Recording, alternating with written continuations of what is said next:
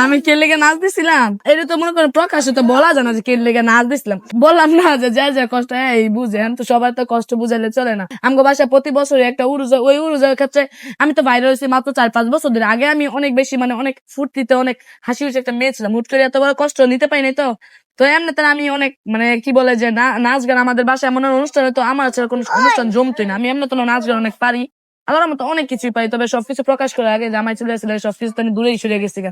তো এই ক্ষেত্রে থেকে যে মন খারাপ ছিল, ঘন কান্না করতেছিলাম, আমার ভাবিয়ারা বা আমার সবাই মিলে, আমার আব্বা নিজেই আমার টাইনা নিছে যে এর মধ্যে ফুর্তি মুর্তি করে ভালো লাগবে।